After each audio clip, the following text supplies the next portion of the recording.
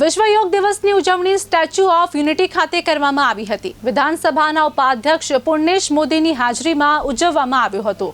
આ વર્ષે યોગ ફોર હેલ્ધી એજિંગની થીમ પર યોગ દિવસની ઉજવણી કરવામાં આવી હતી। સ્ટેચ્યુ ઓફ યુનિટી ખાતે વહીવટી તંત્ર, NCC cadet, statue of unity સત્તા મંડળના અધિકારીઓ, સામાજિક સંસ્થાઓ દ્વારા ભાગ લેવામાં આવ્યો હતો।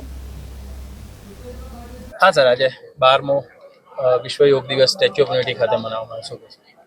12મો આંતરરાષ્ટ્રીય યોગ દિવસ 2026 સૌથી પહેલા વિશ્વના નેતા અને હિન્દુસ્તાનના યશસ્વી પ્રધાનમંત્રી શ્રી નરેન્દ્રભાઈ મોદી સાહેબનો જેટલો આભાર માની એટલો ઓછો છે, જેમણે યોગને પૂરા હિન્દુસ્તાનમાંથી વિશ્વભરમાં પ્રખ્યાત કર્યો।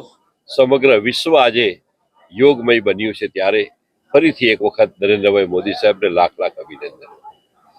યોગ मिटावे रोग। योग ने कारणे अनेक फायदा है। योग फक्त आसन नहीं, योग फक्त कसरत नहीं, परंतु योग एक जीवन जीवनी कला है। योग एक साधना है અને યોગના માધ્યમથી દરેક મનુષ્યનું જીવન એ સ્વસ્થ બને છે, તંદુરસ્ત બને છે, ફિટ બને છે। તંદુરસ્ત વ્યક્તિ જ રાષ્ટ્રનું નિર્માણ કરી શકે।